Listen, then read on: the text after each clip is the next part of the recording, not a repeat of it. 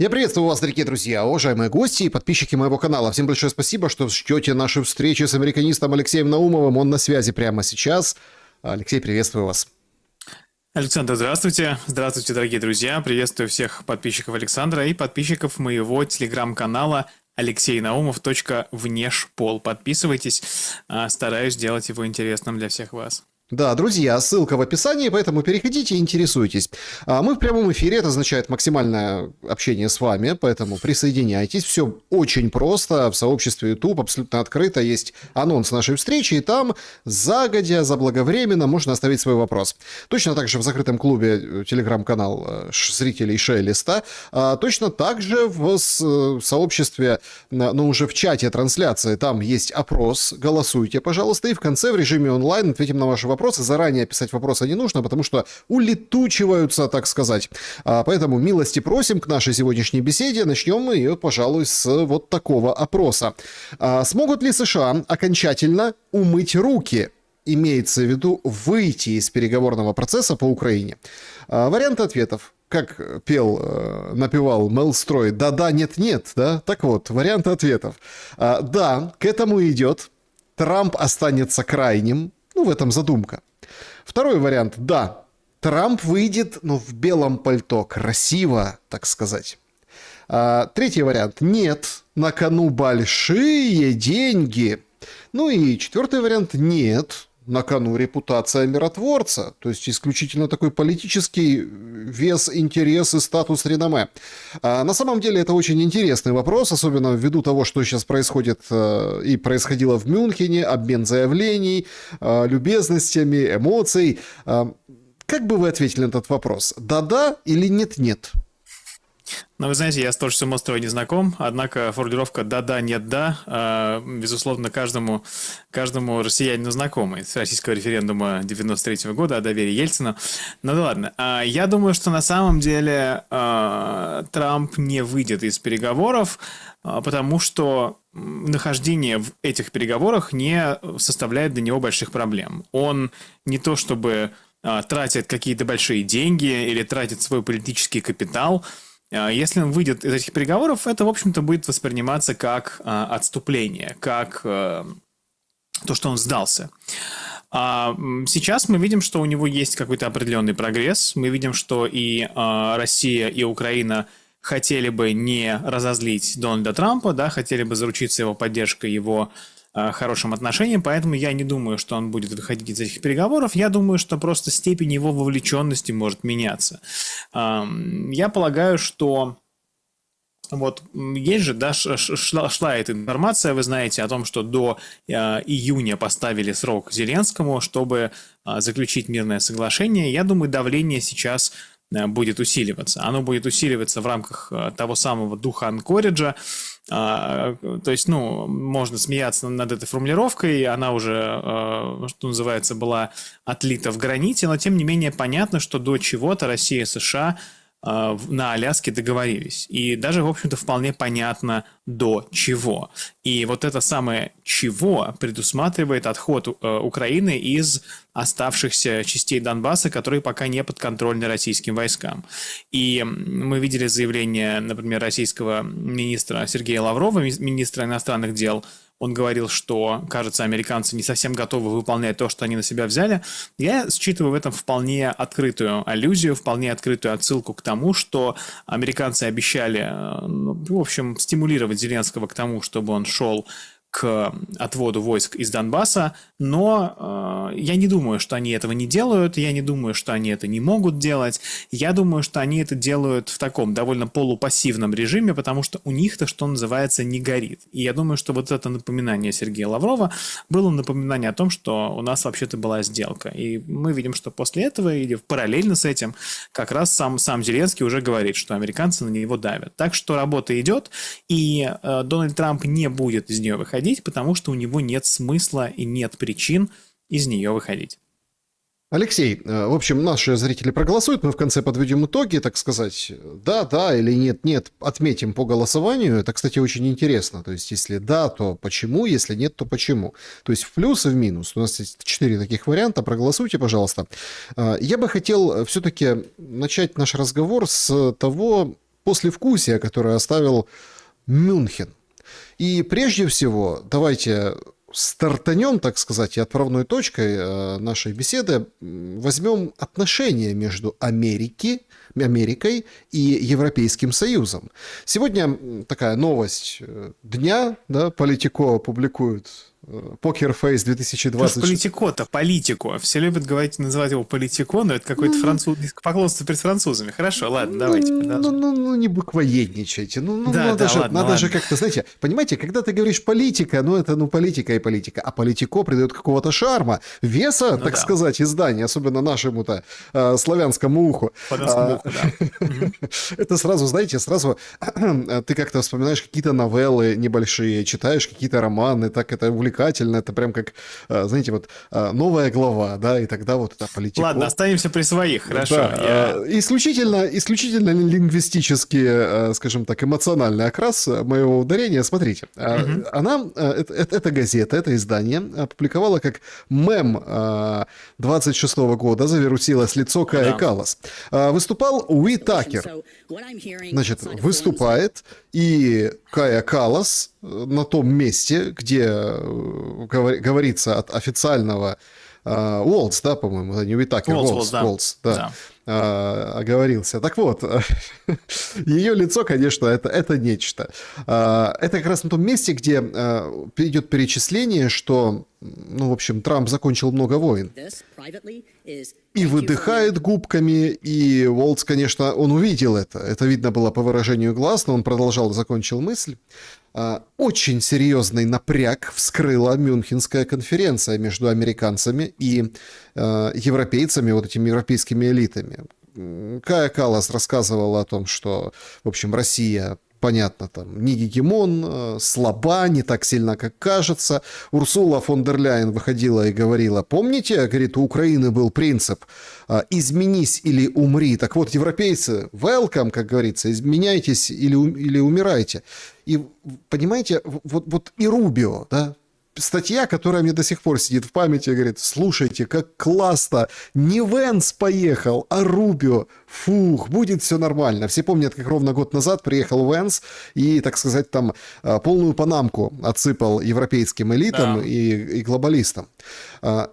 Какие ваши выводы, исходя из вот этого напряженного режима партнерства ЕС и США, что нам вскрывает Мюнхенская конференция и вот эти все спичи? Да, вы знаете, очевидно, главный вопрос прошедшей Мюнхенской конференции, что у Каи Каллас с лицом, но, безусловно, я вижу здесь некую общую рамку, и рамка эта на самом деле объединяет в себя как чиновников Европейского Союза, так и Владимира Зеленского. Рамка эта заключается в том, что значительная часть участников международных отношений, участники из не последних, что называется, стран, я говорю о странах Европейского Союза, продолжают очень активно мыслить международную политику языком эмоций. Не языком логики, не языком тактики. Я всегда говорю, что международные отношения, они очень циничны. Потому что вот внутри государственной политики у вас есть пространство для политических партий, для ваших идеалов, что вам ближе, распределение собственности или, например, поощрение бизнеса. Вы вот можете там говорить о защите прав и так далее. Международная политика мало чем отличается от возни в песочнице. Она мало чем отличается, потому что в международной политике, в международных отношениях у вас нет института полиции, института судов и института ответственности. Здесь, в общем-то, каждый сам за себя. Вот эти шарики в виде государств, они как бы там ездят как по бильярдному столу, но каждый сам за себя. И очевидно, что международная политика, она определяется соотношением силы государства. Сила государства – это, понятно, деньги, это население, это политическая воля, способность это население применять для достижения какого-то рода цели и так далее. А Европейский Союз довольно давно мыслит международную политику как пространство желаемого. Ну, мы говорили, марафон желаний, какое-то вот такое инфо-цыганство. Понимаете, вот лучше всего это как раз выражается, например, в требованиях Каи Каллас относительно России.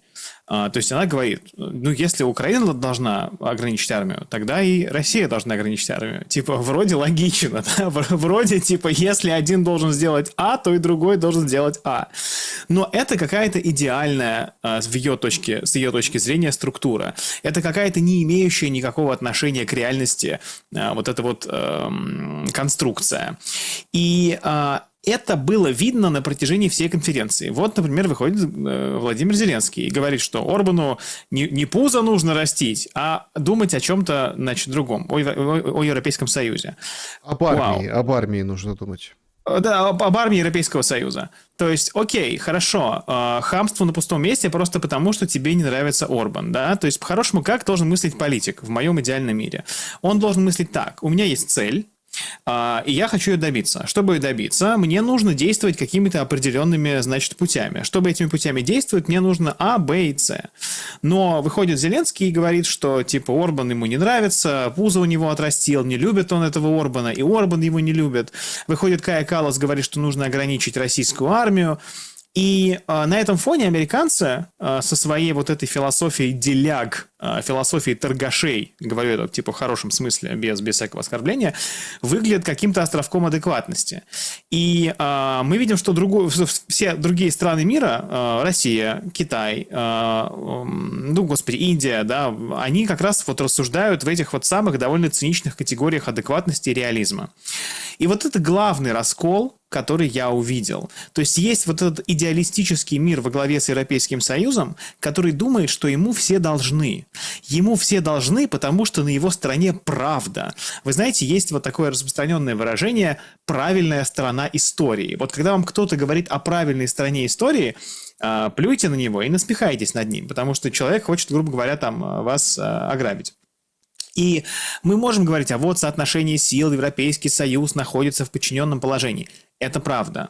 Но, понимаете, если бы Европейский Союз находился только в подчиненном положении и думал, как бы ему из этого положения выйти, какие у него есть расклады, какие карты, какие пути взаимодействия, он бы пытался что-то делать. А тут он, значит, льстит Трампу, при этом сам же его с этой позиции морального превосходства критикует и ругает, и находится в полном каком-то раздрае. Тут у вас, значит, польский господин Навроцкий говорит про ядерное оружие, в общем, разброд и шата, и смотреть даже неинтересно.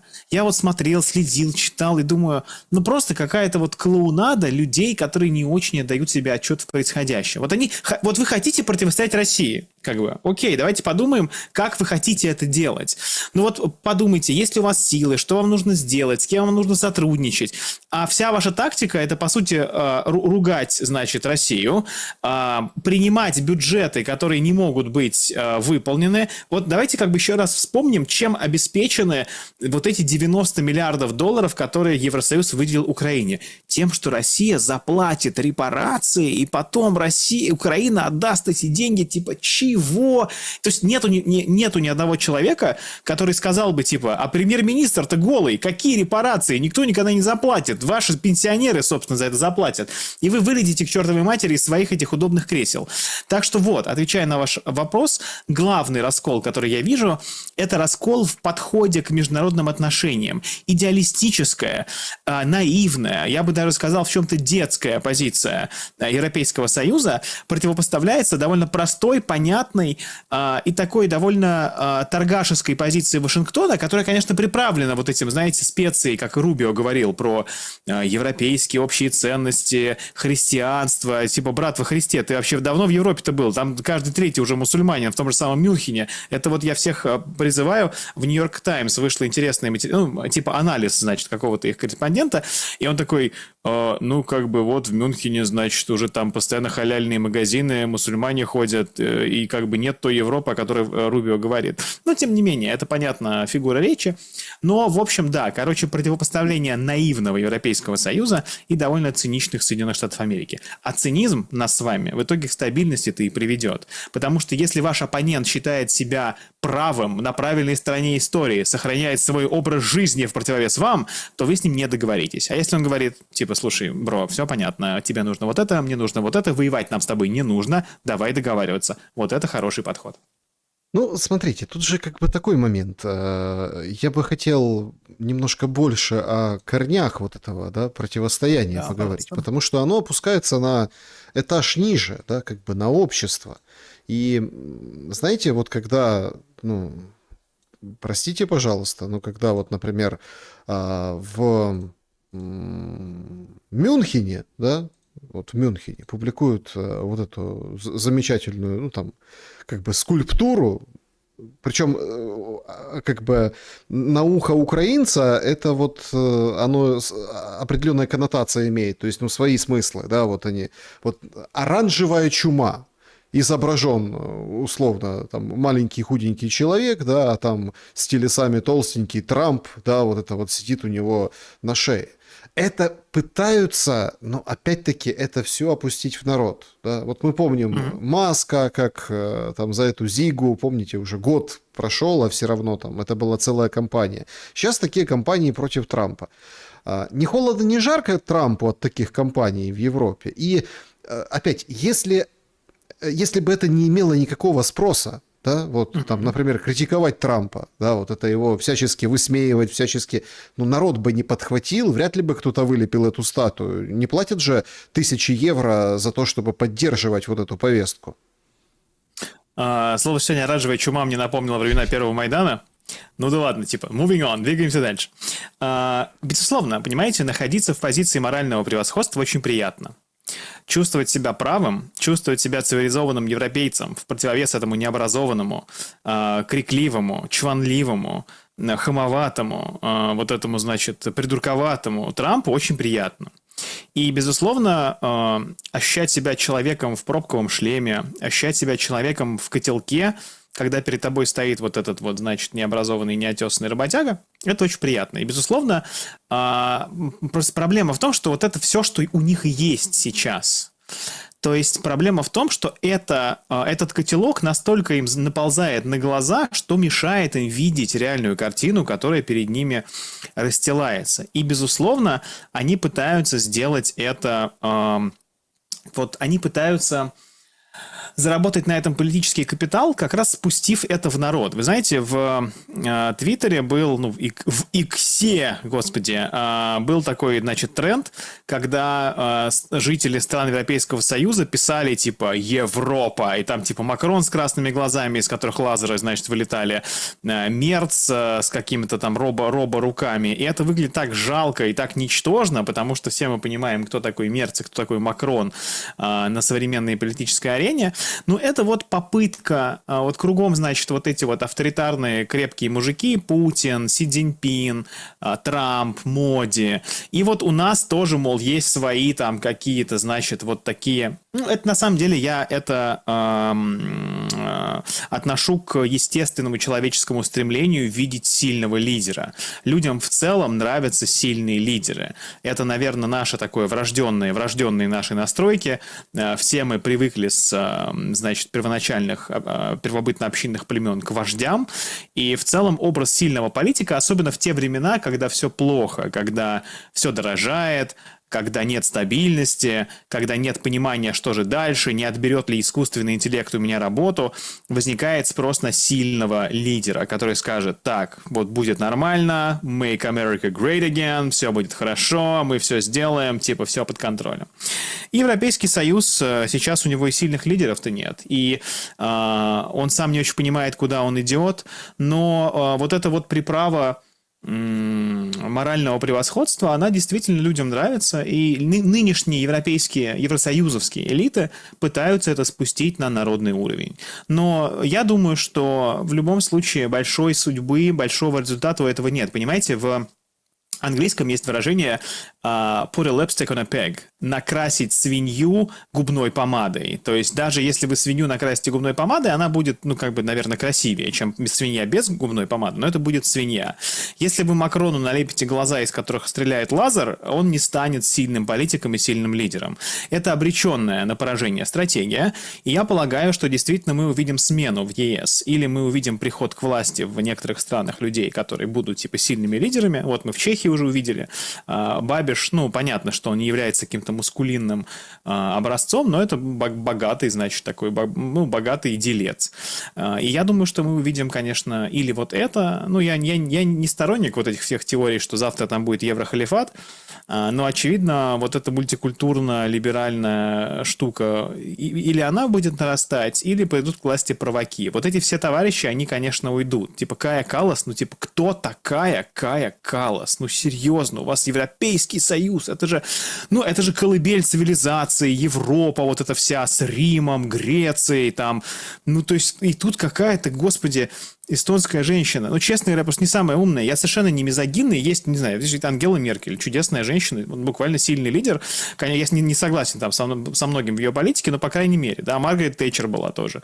Ну, просто Кая Каллас, конечно, ни в какие ворота не лезет, несмотря на то, что внешне она очень субтильна. Очень ругается Евросоюз внутри, и это прям видно невооруженным глазом, да, вот опять-таки та же Мюнхенская конференция, протокольные фотографии, значит, выбегает Макрон к Мерцу и Стармеру, а те на него не смотрят, тут там кого-то похлопал по плечу, а те там между собой, ха-ха-ха. Слушайте, а так хорошо же, помните, в мае месяце прошлого года салфеточку делили с ложечкой в вагоне Укрзалезницы, да, когда ехали, и там прятали, и так какие-то лица у них были игривые, а сейчас вот черная кошка пробежала. Буквально перед нашим эфиром пришло сообщение, что Лукашенко заявил, Поздравил. что как бы передал некий таинственный месседж во Францию от России. В этой новости прекрасно все. И в этом заявлении Лукашенко. Почему? Потому что, ну, понятно, кто у нас по тайным переговорам. Это Александр Григорьевич, кто же еще? А во-вторых, если серьезно, ну, погодите, Макрон же еще несколько дней назад говорил, на техническом уровне он согласовал контакты с российской стороной. Ну, и после этого, видите, как спиной, если не сказать другим местом, поворачиваются к нему еще вчерашние компаньоны по салфеткам и ложечкам. Насколько, ну, впечатление же, что что-то такое они, о чем-то таком Макрон пытается договориться или прощупать почву, как договориться с Путиным, что такая реакция. Или это в принципе такая реакция на любое слово «Россия» у Стармера и Мерца? Ну, слушайте, я думаю, что, конечно, лишний раз показывает, да, смотрите, с одной стороны, у нас есть раскол между США и Европейским Союзом, и Рубио, который просто более сдержан, чем Джей Ди Венс, говорил все то же самое, что говорил Джей Ди Венс, что Европа должна измениться, она проходит через цивилизационный суицид, бесконтрольная миграция угрожает тому самому европейскому наследию, которое они все любят и так далее, да. С другой стороны, мы видим раскол внутри Европейского Союза, то есть вы, друзья, как не садитесь, в Евросоюз вы не годитесь, да, то есть это же известная история, что Мерц негативно относится к Макрону, потому что Макрон обещал вот эту, ну, придумал эту схему с изъятием российских денег, да, с кражей, и в итоге это все не получилось. И Мерц говорит, ну, как бы ты нас дураками выставил, мы всю эту кашу заварили, мы под это подписались, а потом сам в последний момент слился и не стал голосовать за изъятие российских денег за эту кражу. То есть, понимаете, тут какая еще история, да, что получается? Вот те самые 90 миллиардов, которые Украине выделили, кто за это все будет платить? Как обычно, отдыхать будут французы, платить будут немцы. То есть, предполагается, что Германия опять за свой счет Европейский Союз протащит и дальше. Германия, которая лишилась выгодных энергоресурсов из России, Германия, которая испытывает сложности там с нерастущей, падающей экономикой, какой там третий, четвертый год подряд, третий, да, была статистика, что не растет экономика вообще. Ну и тут, значит, Макрон решил поиграть в Наполеона, а Мерцу опять отдуваться. Вот, поэтому, да, это просто свидетельство того, что и внутри у них есть разногласия, нет взаимопонимания. И, ну, это лишний раз показывает нам, что такое сегодня Европейский Союз. Что касается Лукашенко и этого сообщения, я полагаю, что Москва, как, кстати, Вашингтон, гораздо больше хотели бы иметь контактов и коммуникаций с отдельными странами Европейского Союза. Не завязываться на госпожу фон дер Ляйен, на госпожу Каллас, а общаться с ними отдельно. Вот у Макрона есть типа Франция, да, понятно, с ним можно говорить.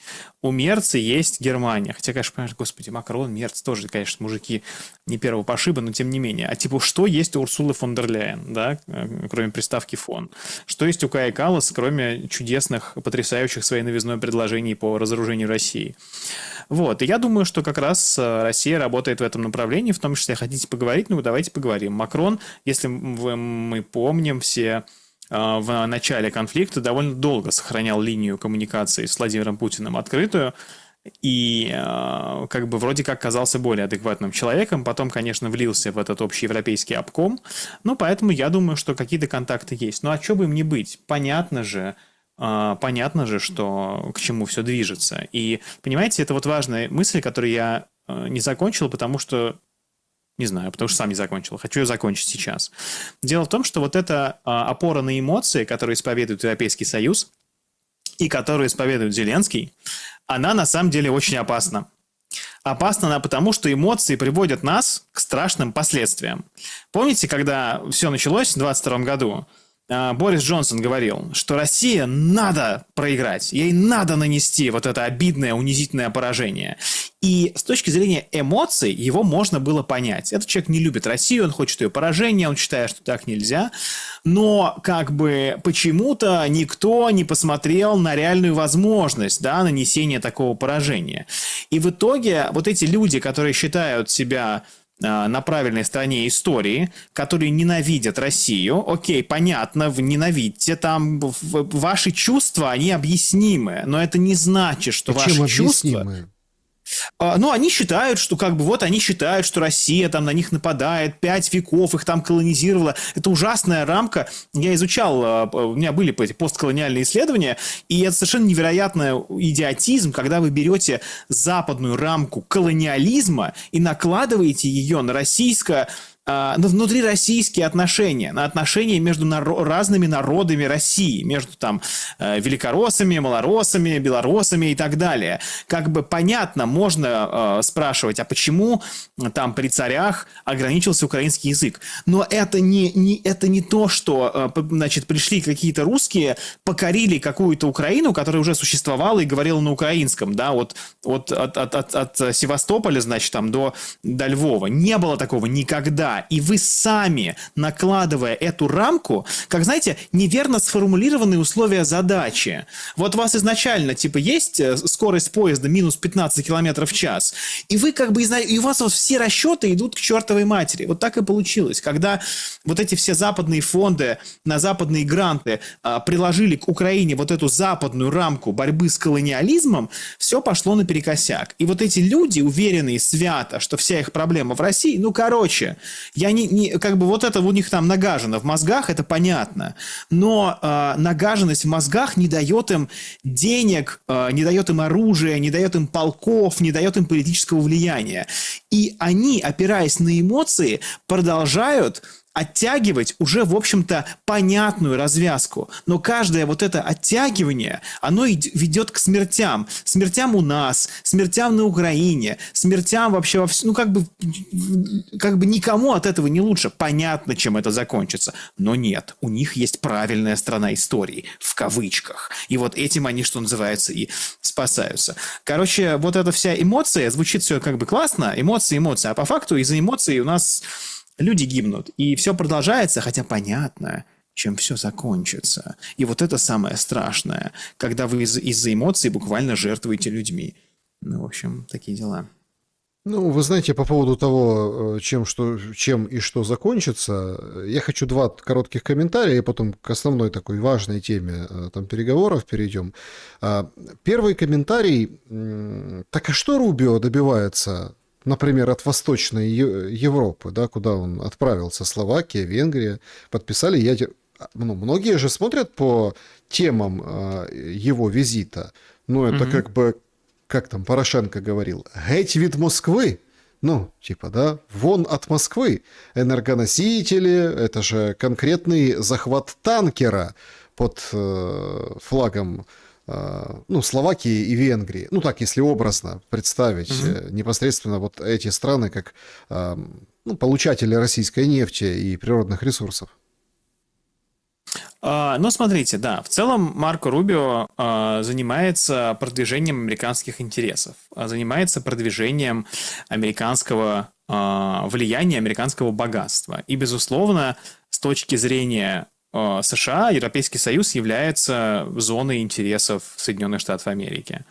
Плюс необходимо помнить, что Москва всегда, кстати, обратите внимание, нет такого лидера, нигде в мире за всю историю постсоветской России, которому бы Москва как-то мягко намекала, что ему никоим образом не следует никак взаимодействовать с Западом. Россия всегда требовала не представлять угрозу для России. Россия всегда говорила, мы понимаем, что вы многополярные, вы, значит, как там сказать, многовекторные вы, у вас есть разные интересы, и поэтому если у вас есть интерес общаться с западными политиками и заключать с ними соглашения, пожалуйста, главное, нам угрозы не несите и не пытайтесь нас, что называется, там как-то на нас повлиять на нашу безопасность. Поэтому я думаю, что это нормальный процесс, когда Венгрии предлагается там что-то и так далее. Плюс, понимаете, мы не можем говорить о вытеснении России, когда вот два энергоблока ПАКШ-2 в Венгрии, да, еще в 2009 году были утверждены. То есть Росатом никуда оттуда не уйдет и не уходит. Это, как бы, грубо говоря, диверсификация и многовекторность. А против чего Россия никогда не возражала? Условно говоря, кто-то разве мешал Украине при Януковиче иметь отношения с Европейским Союзом, получать деньги, получать инвестиции и так далее. Вот есть, например, Казахстан. У него прекрасные отношения и с Западом сейчас, и с Россией, и очень такая, как бы, спокойная, пошаговая, да, поэтапная политика. Нормально. И вот как раз-таки страны типа Казахстана богатеют и получают выгоды с каждой из сторон, а есть страны вроде Украины, которая решает стать орудием против России. Ну и естественным образом Россия начинает этому противодействовать. То есть, как бы, а что вы ждали? Поэтому, вот, отвечая на вопрос про Рубио, Рубио продвигает интересы США, но, собственно, я не вижу в этом вот этой логики полного вытеснения России, отказа от России. Это многовекторность, пускай как бы зарабатывает деньги. С США мы сами говорим, что называется. Поэтому такая история. Да, значит, еще одно уточнение по Мюнхену, да, значит, по поводу правильной и неправильной стороны истории. Значит, в сети гуляет информация о том, что, ну, в общем, 14 февраля Зеленскому вручили премию Эвальда фон Клейста. Значит, и был такой фельдмаршал, ну, он там уманские котлы у него были. Он погиб, умер в плену советском, да, вермахта, фельдмаршал вермахта, там, танковый. В общем, закончил жизнь как военный преступник во Владимирской тюрьме. Ну, там же уточняется, что, в общем-то, премия это дается в честь другого, как бы, Клейста. Ну, другого. Да-да, смешно. Тезка, двоюродный брат племянника вот того самого. Двоюродный брат племянника того самого Клейста. А тот был, как бы, офицером вермахта, участвовал в блокаде Ленинграда, а потом неудачно пытался покушаться на Гитлера, а после войны стал, собственно, организатором этой самой Мюнхенской конференции. Ее, эту премию присуждают с 2009-го за выдающийся вклад в международный мир, урегулирование конфликтов. Значит, там и Столтенберг, и Солана, Маккейн, Швеция, Финляндия награждены. Значит, и также Кая Каллас тоже была награждена этой премией. Короче, надпись есть «Мир посредством диалога». Вы знаете, это какой-то сюр, я бы вам хотел сказать. И я почему-то, ну, в общем, как-то очень неоднозначная премия. Даже в ее, условно, там, без этих интерпретаций по поводу, там, Клейстера больше известного, да, а именно не того, в честь которого названо. Даже вот в правильной интерпретации это тоже как-то вызывает вопросы. Зеленский за мир посредством диалога? Ну, очень странно. Так на какой стороне истории сейчас Зеленский? Как бы вы оценили? Ну, смотрите, мне кажется, прекрасный диалог происходит сейчас внутри Украины, когда запрещается издание книг на русском языке даже украинских авторов. То есть, такой диалог. Диалог вооруженного бандита и невинной жертвы. Диалог палача и заключенного, да, приговоренного. В каком-то смысле это можно, наверное, назвать диалогом. Понимаете, дело в том, что вот мы с вами говорили сегодня про эмоции. В смысле, я говорил про эмоции. И получается так, что эмоции дают вам возможность дарить людям правильное, хорошее настроение, ничего не делая взамен. Можно вручить премию хоть Клейста, хоть Клейстера, хоть кого угодно, и, соответственно, ничего не нужно делать. То есть мы видим, что каждый раз выходит, опять, да, возьмем не фактическую Каю Каллас, а такую, значит, духовную Каю Каллас наших грез. И она говорит, типа, России нужно ограничить армию. И Вы ты ждешь... Вы ты ждешь, что она Алексей. Бывает, конечно. Кая Каллас, душевная Кая наших грез. Это феноменально. Спасибо большое. Смотрите, да, и она говорит, надо России ограничить армию. И ты, наверное, думаешь, сейчас она скажет, окей, для этого мы делаем вот это. Она такая, да нет, России надо ограничить армию, всем пока. Я пошла. И это как бы вызывает вопросы. То есть и Мерц говорит, там, Украина не должна идти на уступки.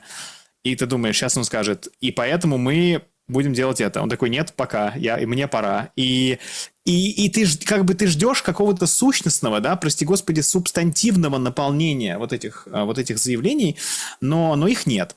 Зато есть премия Клейста. Наверное, им приятно. То есть это замена каким-то реальным действием. Как правило, потому что, на самом деле, понимаете, есть же, помните старый анекдот, что там, значит, вот гражданская война, значит, пулемет там стреляет, и пулеметчик говорит, тут патроны закончились там. Такой, да нет, в смысле, как закончились? Ты же большевик. Ах, да, я большевик. И снова застучал, значит, пулемет. Буквально, то есть Зеленскому лишний раз напомнили, что он на правильной стороне истории. Вот тебе, как в меме там, вот тебе ветка. Вот тебе военная помощь. Вот такой, это же ветка. Ну да, другого ничего нет, извини. То есть это такой инструмент приободрения Зеленского путем премий, путем веток. И, в общем, да, похлопали по плечу вместо того, чтобы реально помочь. Эмоциями победишь. Мне напомнили, знаете, это история из детства, когда мы срывали листики с деревьев и расплачивались ими как купюрами. Абсолютно, очень хорошая аналогия. Понимаете, и так было интересно, сколько там у тебя, а сколько у тебя этих купюр. Да, завтра Женева. Значит, есть очень много... скажем, опять, я понимаю, почему сейчас нужны эксперты по антуражу. Мы, собственно, об этом проговорили всю первой половины нашей сегодняшней беседы, потому что там можно губки надуть, можно пыхтеть, выдыхать, там медаль Клейста выдавать, можно еще что-то. Нужна трактовка. Смотрите, значит, во-первых, Женева, да, изначально выглядит как абсолютно неприемлемое место для переговоров, даже в трехстороннем формате. Это интересно, да.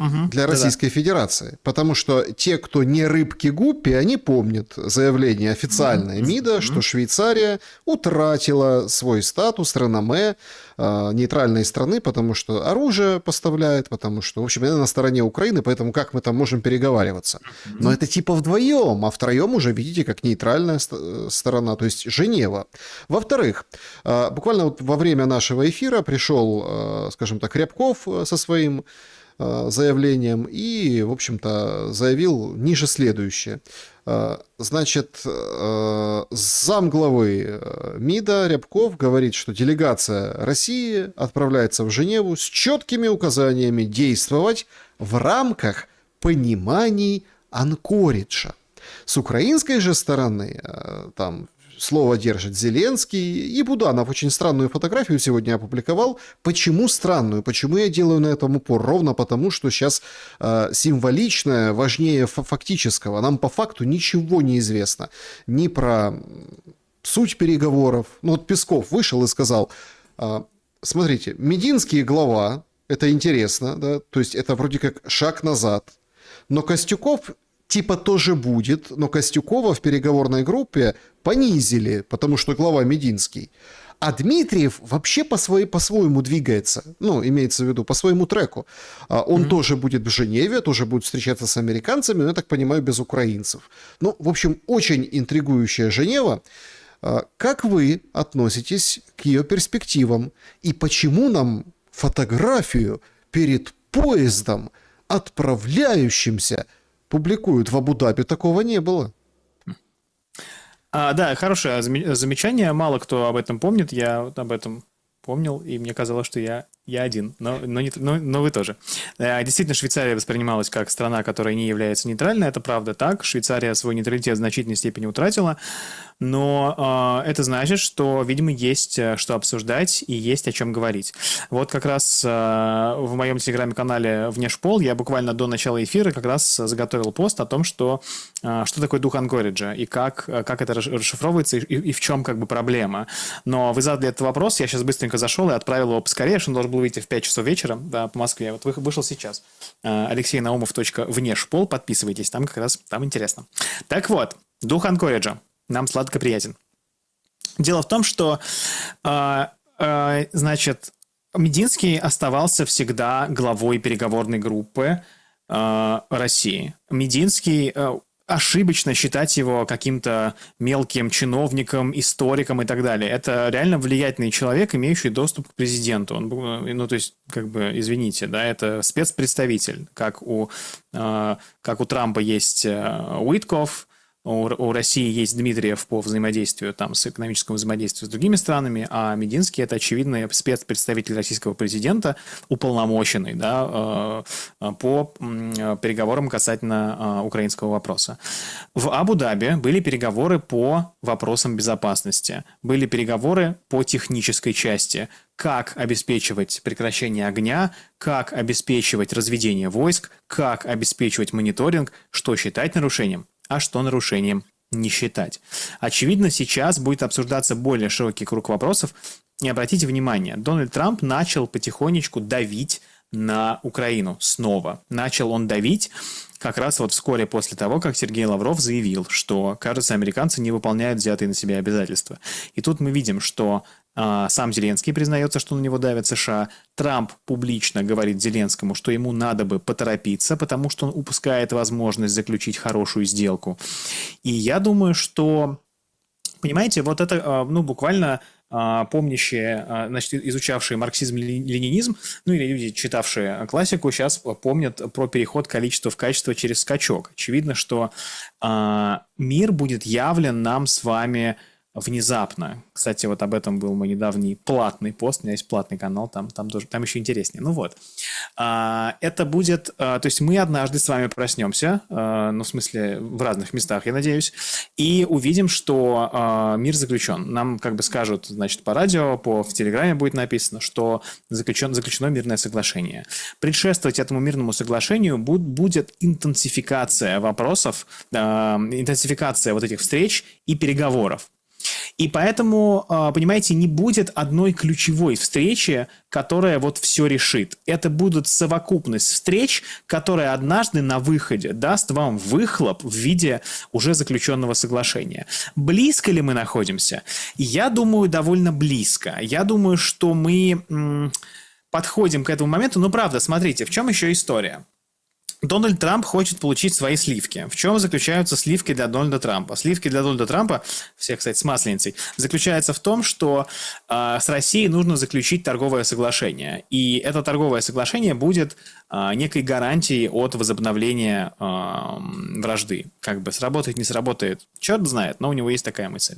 Чтобы заключить это соглашение, в идеале его надо провести через Конгресс. Выборы уже в ноябре. После выборов, как как минимум половина, ну, одна из палат, это палата представителей, будет за демократами, почти гарантированно, и в январе они вступят в должность. Соответственно, вам за это время нужно это соглашение провести через Конгресс, который сейчас полностью Трампу подконтролен.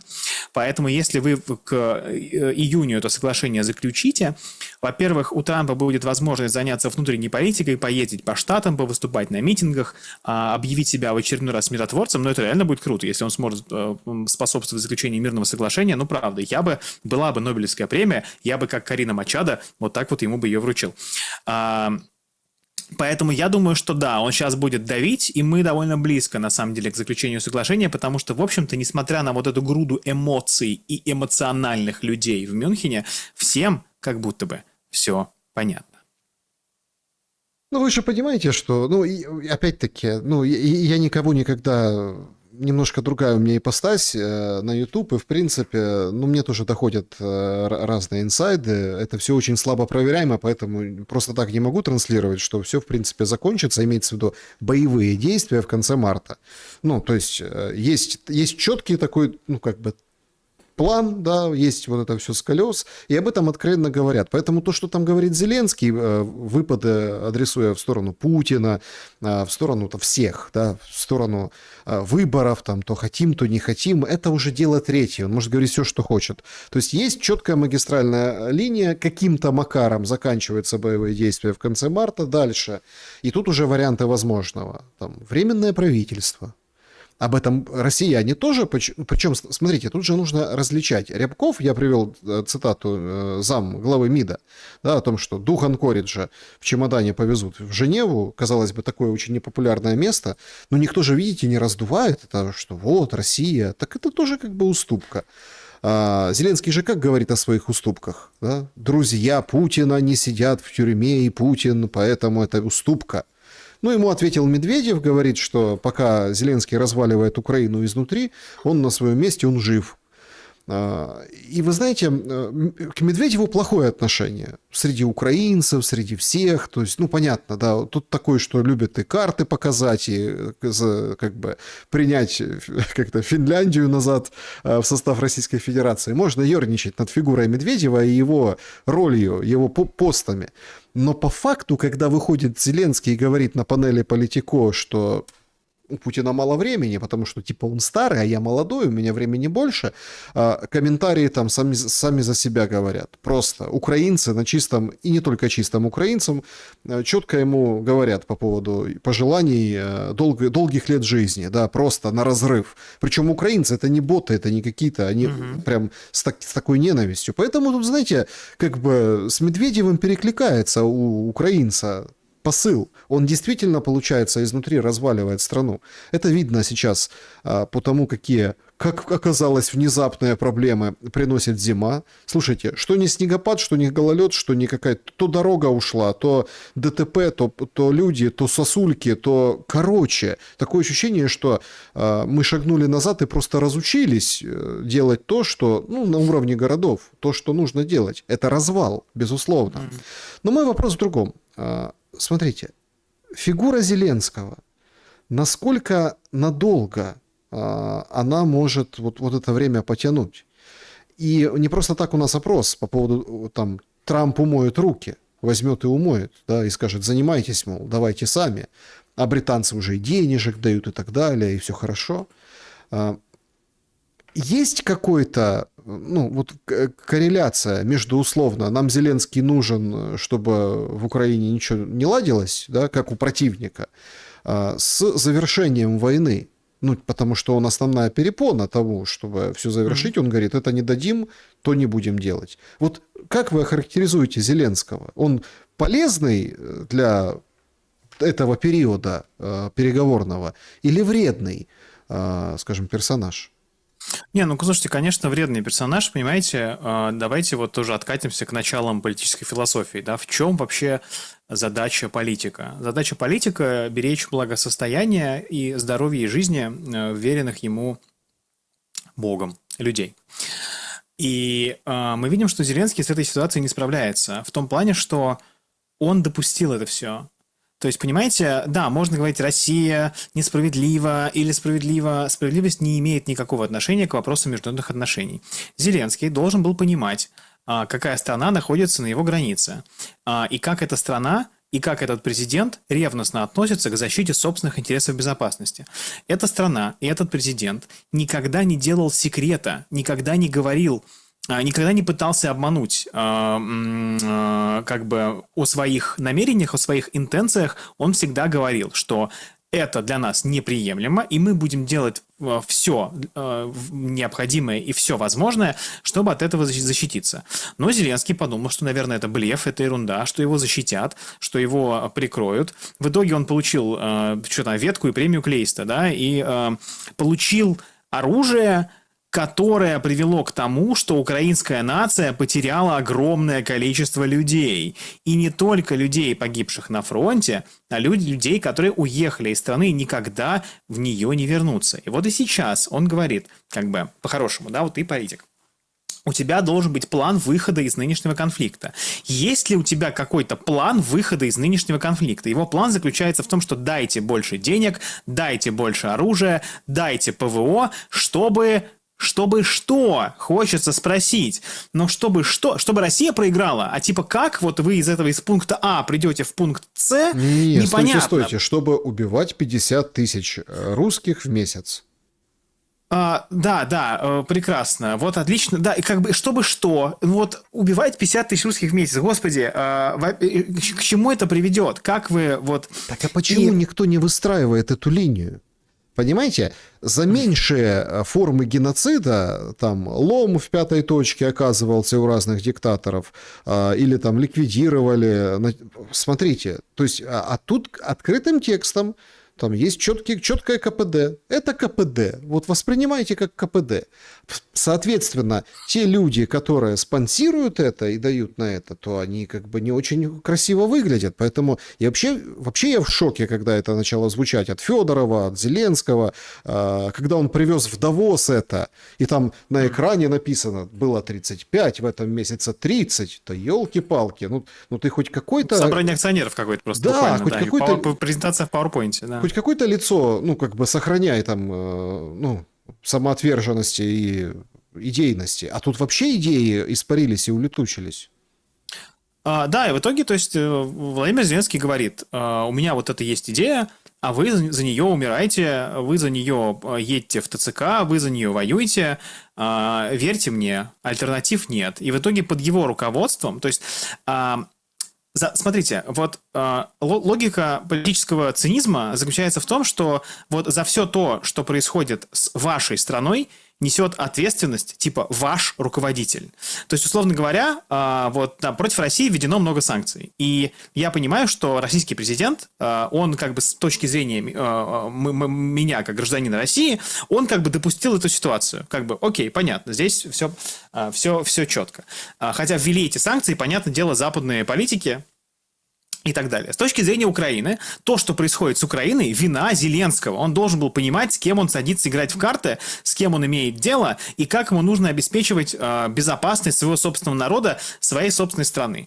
Как бы ему было не до этого. Он витал в облаках и продолжает в них витать. И что касается ломов и так далее, это вопрос. Я думаю, что, конечно, политическая система настолько подчищена, настолько под контролем, что сложно представить себе сейчас какую-то, не знаю, группу военных, патриотов, которые скажут, сколько же можно убивать наш народ ради непонятных целей. Плюс, конечно, телемарафон потрясающе эффективен.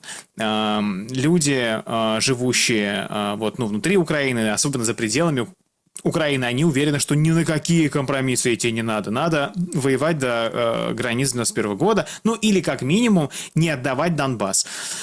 Сами распропагандировали народ, а теперь на него ссылаетесь. Да как же, мы не можем, они же все хотят воевать до границ 91 года. Я много раз говорил эту мысль, что сильный политик – это не тот, кто бьет себя в грудь, как обезьяна, и говорит, что он всех победит и никогда не сдастся.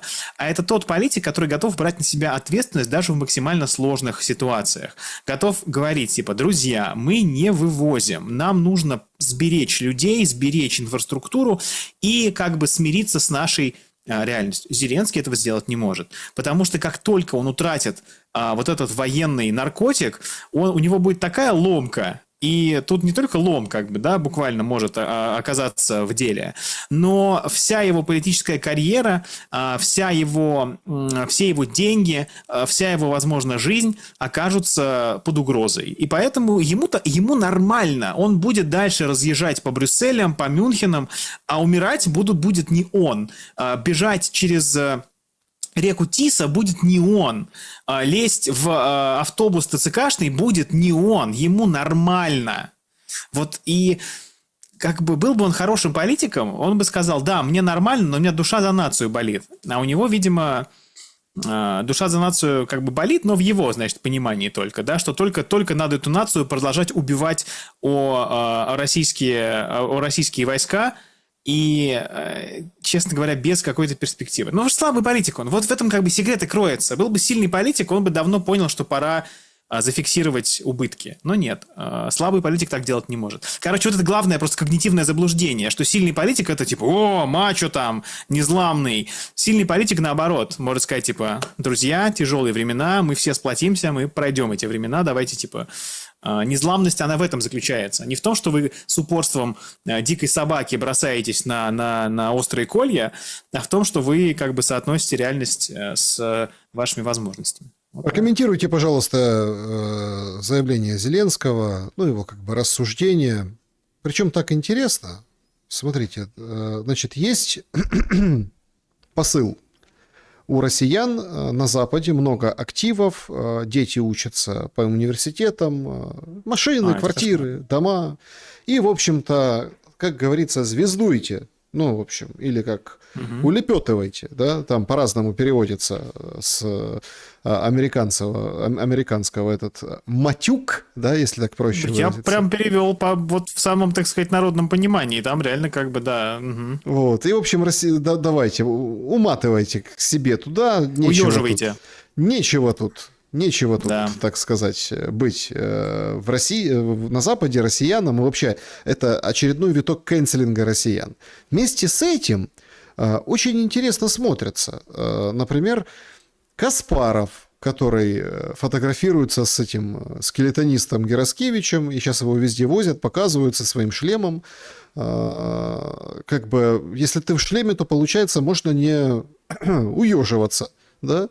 Потому что это индульгенция. Тут один художник, который еще там на Майдане картины рисовал, за $350 выставил на аукцион «Святой шлем достоинства». Так назвал он свою картину и прям нарисовал со скорбным видом вот этого спортсмена, который теперь по всем международным, ну, в общем, возит шлем и с ним фотографируется. Как это трактовать, Алексей? Вот как смену позиции?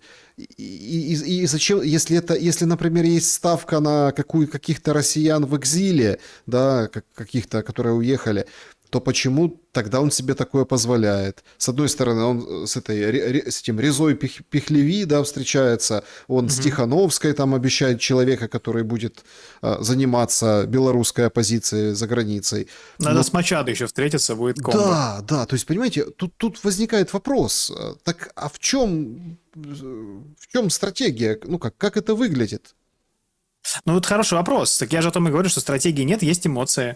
Что надо всех россиян выгнать, всех запретить, всех закрыть. И что?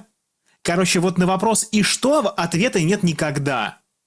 И это главная характеристика вот его политического вот этого стиля политического управления. Ну как и что? Забрать деньги, Алексей? Активы, деньги. Ну, это же типа, ну окей, да, очень европейская ценность забрать деньги у людей, которые как бы, ну то есть, короче, Зеленский правда не понимает, как работает европейский, ну западный в целом мир и западный механизм. Он как человек, который вырос на идеализированном представлении о Западе, он думает, что он вот так вот типа и работает, что они могут там сплотиться, выгнать всех русских, забрать все деньги, отдать их Украине. Нет. этого быть не может, потому что все эти люди, которые там находятся, они находятся там на законных основаниях, они не нарушают законов, и просто так, ради того, чтобы потрафить Зеленскому и ответить на вопрос «и что?», выгонять их никто не будет. И это как раз свидетельство, мы опять возвращаемся в начало нашего разговора к эмоциям. То есть это человек, который мыслит эмоциями. Орбана пузатым назвал, русским предложил уеживать, значит, еще кого-то там обругал. Да, кстати, забыли мы про пса-патрона, которому в глаза посмотрели, да, тоже прекрасный образец эмоционального вообще восприятия. Типа, ты генсек НАТО. Типа, какие у тебя мысли? Привет, я с псом-патроном поговорил. Понятно, все, мне пора, до свидания. Ну, то есть, удивительная какая-то импотенция политическая. И когда вы проигрываете, и у вас нет реальных рычагов, вы начинаете сыпать оскорблениями, вы начинаете предлагать какие-то безумные идеи. То есть, это показатель того, что реальных предложений нет, и остались только вот эти... Но зато, я думаю, украинская улица, украинские патриоты, особенно те, кто за рубежом, они, конечно, одобрят. Да, они будут говорить, что правильно все делается, очень красивое, скажут, решение. То есть, когда у вас нет реальных рычагов, вы заменяете их рычагами эмоциональными. Эти эмоциональные рычаги можно буквально за рубь десяток доставать хоть каждый день. Да, друзья, подведем итоги нашего сегодняшнего вопроса. Они такие. Смогут ли США окончательно умыть руки, выйти из переговорного процесса по Украине? 16% считают, что да, к этому идет, и Трампа сделают крайним. 21% нет, на кону репутация миротворца. Нет. 24% да, Трамп выйдет в белом пальто. И 39% с отрывом определенным считают, что нет, на кону большие деньги, которые выйти американцам не дадут, а если не дадут выйти, то что-то да таки будет в контексте переговоров, может быть, Женевы, трехсторонних контактов и так далее. Что хорошо. Я, честно говоря, понимаете, здесь как бы не то, что на кону большие деньги, это очень непонятно. Деньги все украдут, если вы про восстановление Украины. Да, торговая сделка с Россией, правда, способна принести США довольно большое количество доходов, и Россия, она способна принести довольно большое количество доходов. Здесь я как бы сделку-оптимист. Но я скорее говорю о том, что продолжение вот этого вялотекущего тени толкая, оно не требует от администрации Трампа никаких затрат. То есть потенциально продолжение вам может принести деньги, а выход вам ничего не принесет, и продолжение... То есть вы ничего не тратите, а рискуете выиграть много. То есть вы играете в этого однорукого бандита, вы ничего не ставите, а потенциально можете выиграть. Почему вам не продолжать в него играть? Поэтому, да, я тут, в общем, соглашусь с уважаемой публикой. Да, друзья, подписывайтесь на Алексея Наумова. Милости просим, ссылка... Спасибо. Телеканал «Внешпол». В описании, поэтому, пожалуйста, просим. Давайте перейдем к вашим вопросам. Вначале те, которые заблаговременно оставили, а потом те, которые напишите непосредственно в чат трансляции. Спасибо, кстати, что пишете и интересуетесь. Так, значит, поехали. Режим Блиц. Кристина, день добрый вам из Греции. Во-первых, Кристина, спасибо большое за поддержку в нашем споре не на жизни, а на смерть с Алексеем. Как правильно, политика или политико? Кристина на моей стороне говорит, правильно произносите, потому что слово греческое, наука о государстве, в греческом именно так и звучит. Поэтому Шелест чуть-чуть греком побыл в нашей с вами дискуссии. Вопрос.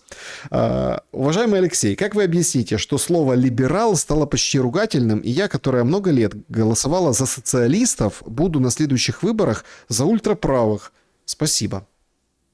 Да, слушайте, все термины в современном политическом языке утратили вообще какой-то смысл. Вот что такое фашист? Фашист – это тот, кто вам не нравится, буквально, да. Либерал. Еще, понимаете, слово «либерал», оно очень просто многозначное. И есть там типа левые либералы, то есть какой-нибудь трансгендерно-феминистско этот БЛМ человек тоже считает себя либералом. С другой стороны, есть классические либералы, которые говорят, мы за свободную, экономику. То есть непонятно, либерал экономический, либерал политический, либерал левый, либерал правый. И когда у вас термин не наполнен никакой конкретикой, он уже часто начинает использоваться как какой-то шаблон.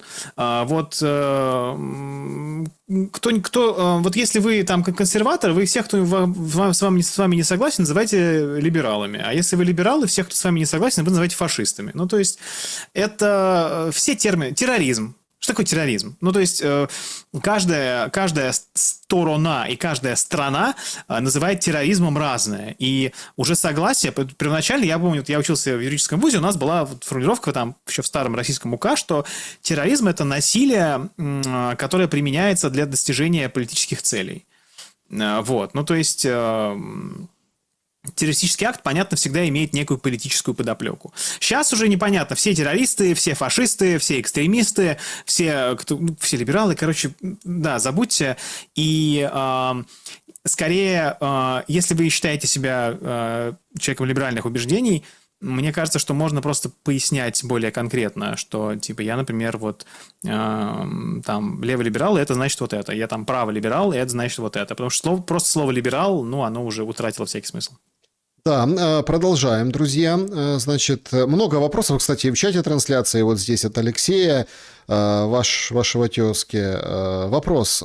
Зеленский в последнее время постоянно хамит. Это от вседозволенности или от безысходности? С уважением. Ну и много подобных вопросов. Поэтому как вы трактуете его? Да, да и то, и то. Это не взаимоисключающая история. Зеленский, мне правда кажется, то есть без какого-то там пропагандистского флера и налета, что он немного поверил в свою избранность, в свою такую вот предначертанность его судьбы, что Господь избрал его защитником украинского народа. И вот он приезжает, ну, представьте себе, да, он приезжает в любой парламент, там, западный, ну, особенно на заре, ему рукоплещут. Целуют руки, как Нэнси все Пелоси. встают. Да, то есть буквально там, если с псом-патроном говорят, то с Зеленским он просто как фигура, как Господь какой-то уже стал. И он, ну, правда, слушайте, человек из шоу-бизнеса, из Кривого Рога. Ну, как бы он не какой-то там не аристократической вот этой вот, не аристократического воспитания. И он поверил в себя. Ему никто не говорит, что это неправильно. Он говорит всех русских гнать, и никто не говорит ему, типа, дружище, ну ты как бы хоть чуть-чуть бы там, ладно уж тебе. Вот. Поэтому у него нету плана действий, и у него есть уверенность в собственной исключительности. Когда это происходит вот такие оскорбления. Представьте себе там шкодливого ребенка, который тоже там, да, на родителей кричит, их не слушает и уверен в собственной исключительности. Ну, вот это похоже, я думаю, да. Петр, вопрос. Блокировка отдельных интернет-ресурсов без запрета гражданам их посещать – это А без Б или Б нецензурное? Ну, слушайте, я, конечно, небольшой сторонник вообще всяких ограничений, особенно в интернете. Я считаю, что человек сам несет ответственность за себя и за своих детей, и не дело государства заниматься вот этим вечным патернализмом, да, то есть заменять собой родителя, а вдруг глупенький человечек что-то там не то посмотрит. Понятно, сейчас есть проблема с терактами, которые происходят в России, есть проблема с людьми, которые там типа военкоматы поджигают, и вот тут как бы понятно, что какие-то напрашиваются меры, но это должно быть там отменено и не должно применяться без там крайней необходимости. Но, как мы видим, да, ответственности, если вы про Россию, за использование замедленных сервисов нет. Ну и можно считать это А без Б. Ну, знаете, с одной стороны и то как бы хлеб, но в целом, конечно, ничего хорошего по этому поводу сказать не могу. Так, следующий вопрос. Вот такой. Добрый день, Алексей Александр. Некоторые гости Шелеста настаивают, что Россия агрессор, потому что именно она выбрала напасть, хотя могла бы выбрать не нападать. Не могли бы вы пофантазировать на тему, что происходило бы сейчас в Украине, Европе, Америке, ну и самой России, если бы Россия выбрала тогда не напасть, с учетом всех сопутствующих процессов и тенденций? Ну, я думаю, происходило бы все то, что, в общем-то, ожидалось. То есть растущая накачка Украины оружием, я думаю, приближение... Я думаю, мы бы уже... 26-й год уже. Ну, конечно, мы бы уже увидели, я думаю, что какую-то историю с продвижением по треку НАТО, с предложением формального членства, с попыткой включить туда Молдавию, Молдову, кому нужно. Вот. И я думаю, что на самом деле военная операция стала в каком-то смысле антидотом от НАТО в том плане, что понятно, сейчас мне скажут, ха-ха, Наумов, Швеция и Финляндия, как бы, ну, блин, всем понятно, что Швеция и Финляндия, дорогие друзья, это часть западного мира.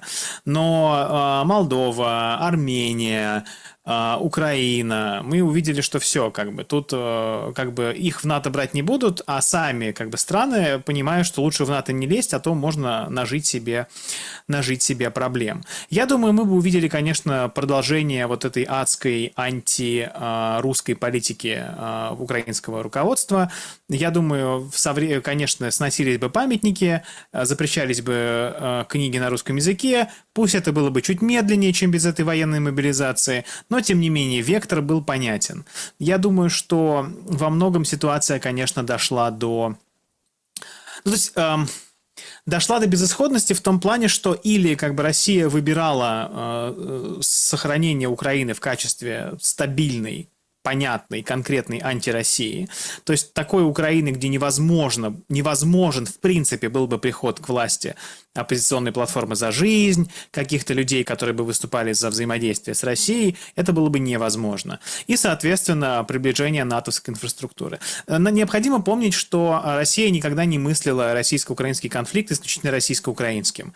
Это вопрос противостояния с Западом в том числе. И мы видим, что такое дух Анкориджа? Это американцы с русскими договорились об Украине без Украины. То есть, что показывает, что Украина является лишь составной частью российско-американских отношений. Это типа украинский вопрос. Об этом Сергей Лавров говорил, что как бы вот мы думали, что по украинскому вопросу там мы договорились. Поэтому все те тенденции, которые были бы, они бы укреплялись, они бы росли. Как бы Трамп на это повлиял, было бы интересно, конечно, да. Но я думаю, что, возможно, если бы не вот это, как не вот конкретные боевые действия, может быть, кстати, Трамп бы и не пришел бы к власти, потому что раскол огромный по вопросу Украины, он расширил ту пропасть, которая между республиканцами и демократами, и мы помним, что вот этот вопрос зацикленности на Украине у республиканцев вызывал довольно большие вопросы. Так что я думаю, все продолжалось бы так, как шло, то есть в этом негативном ключе для всех вовлеченных. Но люди были бы, больше людей было бы живо. Но тут, понимаете, вопрос в том, что государство не мыслит этими категориями. Государство мыслит категориями безопасности, государство мыслит категориями сфер влияния, сфер интересов. И поэтому, как бы, знаете, ну вот там тигр в случае опасности нападает. Ну, как бы так заведено, что если государство большое и имеющее силы считает себя под угрозой, оно применяет все силы для того, чтобы эту угрозу исключить. Но я говорю, с 2008 года Владимир Путин, можете почитать газету «Коммерсант», Колесников об этом писал, по-моему, он еще Бушу говорил, что если вы будете тянуть Украину в НАТО, мы не позволим это делать. И он раз за разом, год за годом говорил одно и то же, но предпочли его не слушать. Ну вот. Угу. Так, значит, вот такой еще интересный вопрос. Спасибо, друзья, что пишете. Подписывайтесь на Алексея, чтобы знать ответы на все вопросы. Алексею в наших эфирах, по крайней мере, точно. Как относиться теперь, Оксана спрашивает, к тем экспертам, кто утверждал, что Костюкова заменили на Мединского из-за покушения. Эти эксперты, писательницы, любители переобуться, они что, живут в сериале «Бандитский Петербург»? Что за стереотипы, когда речь идет о большой геополитике? А правда, слушайте, вот где неожиданность. Я полагаю, что знаем мы публициста или публицистку. Но слушайте, каждый эксперт... Смотрите, вообще... Иногда экспертами называют людей, которые пользуются, не знаю, там, сливами спецслужб или являются говорящей головой какого-то ведомства. Это не экспертиза.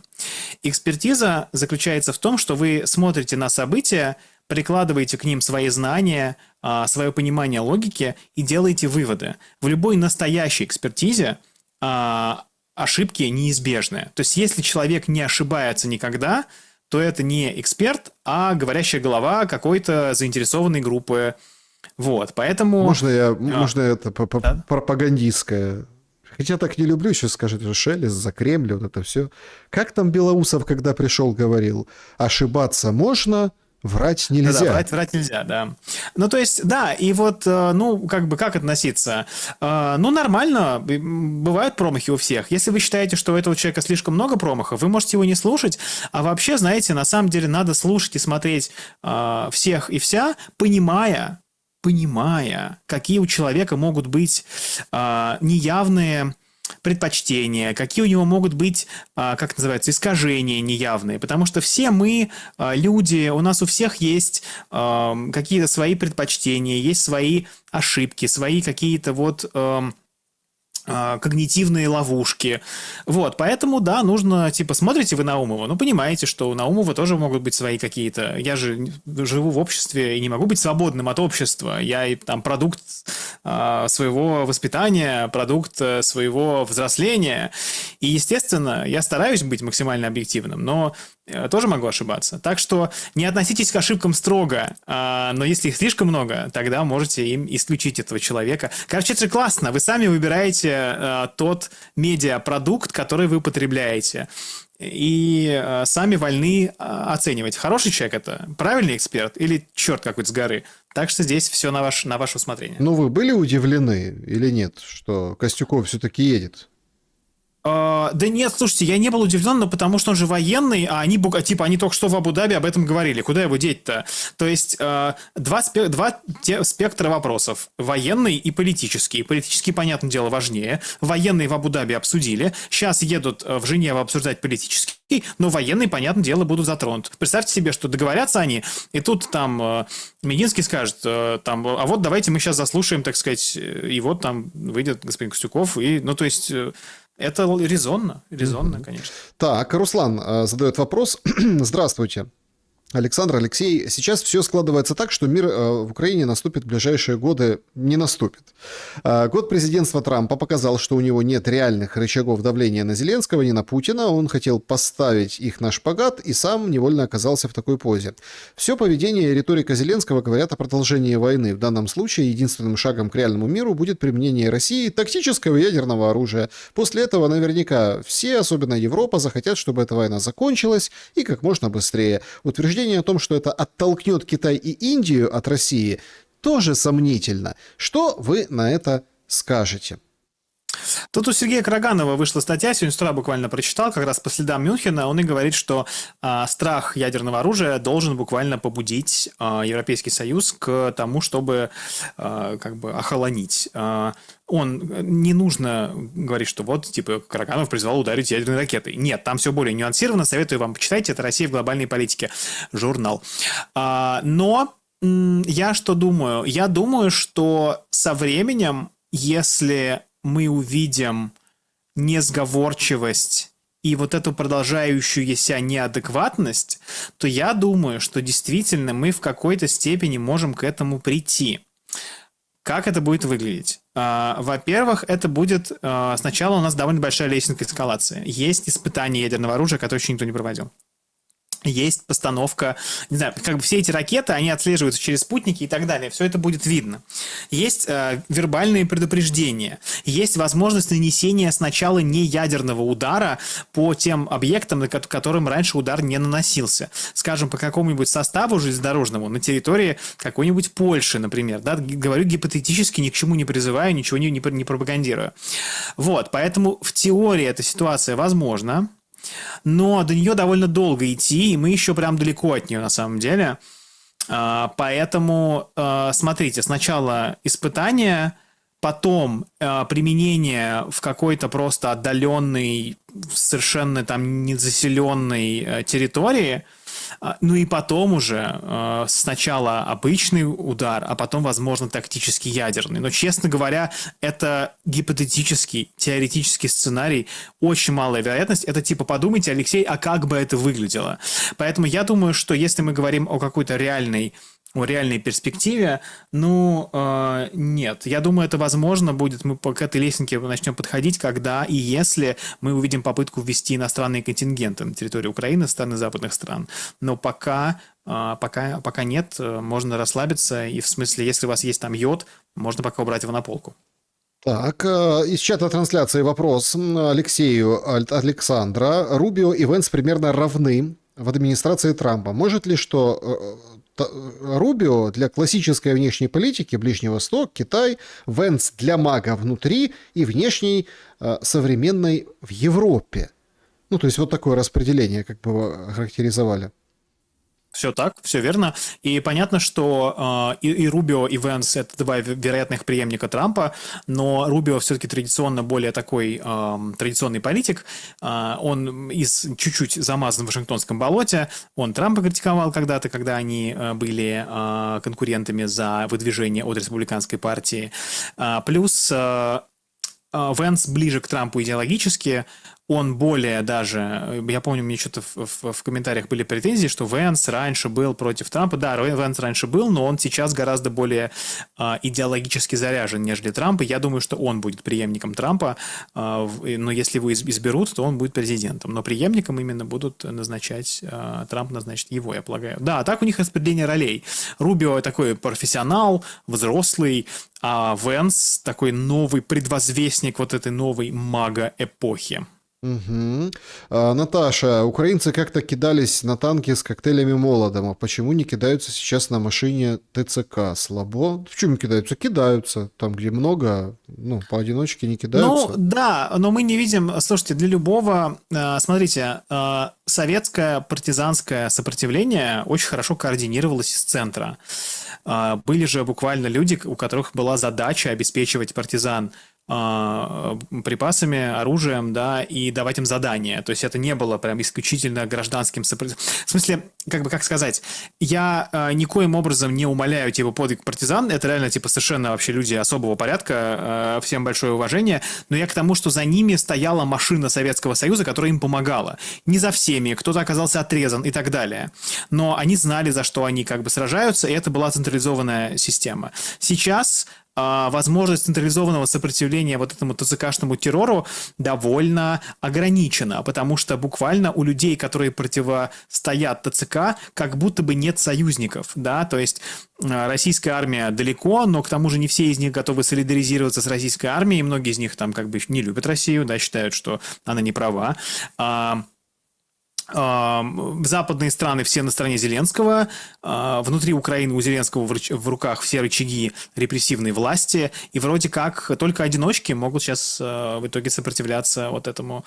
Я думаю, что если появится возможность для политического действия, она будет реализована, но пока мы видим, что Зеленский прочно держит в руках управляемость силового аппарата, и это именно то, о чем я говорил, почему типа мы не можем говорить о том, что Украина завтра типа развалится. Пока вы сохраняете управляемость, пока полицейский стоит на перекрестке, система работает. Так, вопрос вот такой, Алексей, для вас. Кстати, тоже очень интересно с точки зрения вот вообще происходящего. Зеленский говорит, что 90% людей в Украине считают, что выборы не нужны. Что вы по этому поводу думаете? Спрашивает пользователь. Ну, как вам сказать, они, конечно, можно сказать, что они не нужны, потому что понятно, кого изберут в тех условиях, когда у Зеленского в руках вся полнота власти. Они в этом плане, конечно, будут довольно бессмысленными и бесполезными, но в любом случае есть проблема в том плане, что невозможно гарантировать долгосрочность заключенных соглашений, если президент, который их подписал, не прошел через выборы. И всегда к нему можно подкопаться с точки зрения его правомощности, его вот подписывать эти документы. Зеленский в любом случае защищает свою собственную карьеру, свою собственную там, безопасность, свое собственное там какое-то положение, поэтому он будет против, но если на него надавят, он проведет эти выборы, и на них с разгромным счетом победит сам Зеленский. Тут как бы когда... И как бы референдум, если он проведет в нынешних условиях, все будет так, как он решит, как он скажет, как надо, так и посчитают. Тут сомнений, конечно, нет.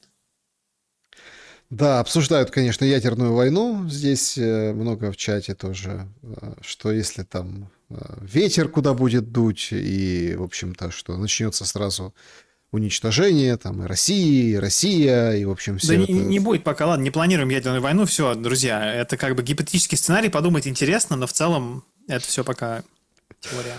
Вот, значит, какая цель поездки госсекретаря Венса в Армению и Азербайджан? Как вы ее трактуете? Мне кажется, что основная вообще история, которая во внешней политике исповедуют Соединенные Штаты Америки, это противостояние Китаю. Мы видим, что в Китае есть интерес к Южному Кавказу. Например, в прошлом году был огромный проект порта глубоководного в Грузии. Как же он там называется-то? Господи, я запамятовал. Вот. И, безусловно, через Южный Кавказ есть и будет большая доля связи между Европой и Азией. Это коридор Запад-Восток. Сейчас для нас важный коридор север-юг. Он буквально там из индийских портов через Иран проходит, через Азербайджан и потом туда, значит, в Россию и дальше, соответственно, в теории может идти тоже в Европейский Союз. Пока, понятное дело, не может. Но строится железная дорога Решт-Астара. Вот, поэтому Венс обозначает американское присутствие во всем мире. Собственно, я думаю, что Россия, опять же, никогда не была против того, чтобы другие страны имели отношения там с США и с ЕС, если это не вредит интересам России. Соглашение, которое заключил Венс, в Армении это, насколько, 9 миллиардов, это вот, причем какое-то соглашение рамочное, которое нужно продлевать каждый раз, которое заключено с кучей других стран, которое просто снимает препоны американским американским компаниям предлагать Армении ядерные реакторы. Но тут сразу начинаются проблемы. Значит, Армения из-за географии не может вытянуть большие ядерные реакторы. Малые ей не подходят. Нужны средние, средних ни у кого нету. Вот хотят строить малые, американцы вроде как предложили, но этих малых их нигде еще не построено по факту в самой Америке тоже. Короче, Венс продвигает интересы США во всех регионах мира, но в рамках взаимной выгоды. То есть, понятно, что мы уже слышали кучу заявлений про то, что ха-ха, Россию выгоняют и так далее, но это дилетантское на самом деле понимание. Потому что не можете вы никуда деться и от России, когда вы находитесь буквально на границе. Так что я думаю, что это вопрос экономической выгоды для обеих стран, и политически главная задача – это противостояние Китаю. Потому что американцы хотят иметь свою собственную ставку в торговых путях. Знаете, есть вот Зангезурский коридор, который называется маршрутом Трампа, мира и процветания, который соединяет две части Азербайджана друг с другом. Они хотят иметь свою долю в торговых путях. Это главный вопрос. То есть, чтобы их имели они, а не Китай. Угу. Плюс экономическая выгода. Да, здесь очень интересный вопрос от Лины Востроиловой.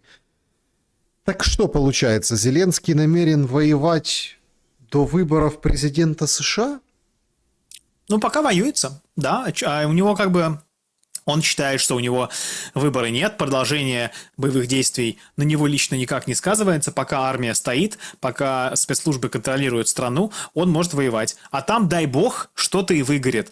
И вот это дай бог, это то, о чем я говорю. Это эмоциональное целеполагание, а не четкий политический расчет. У политика должен быть план, должна быть цель, должен быть какой-то, буквально какая-то идея. А у Зеленского есть только авось. Друзья, всем большое спасибо за то, что побывали сегодня на нашем стриме. Алексей, я благодарен за время и мысли. Да, спасибо вам большое, Александр. Спасибо, дорогие друзья. Подписывайтесь на мой телеграм-канал. Уже 5-й раз говорю прикольно. Алексей Наумов .внешпол. Тоже стараюсь писать интересные вещи. Услышимся. Надеемся, женевские приговоры приведут нас ближе к миру, которого мы все хотим. Друзья, всем большое спасибо за вашу активность и, конечно, за то, что пишете в комментариях, за то, что высказываетесь. Это сейчас очень важно. Давайте следить за ситуацией вместе. Берегите себя и друг друга. Добра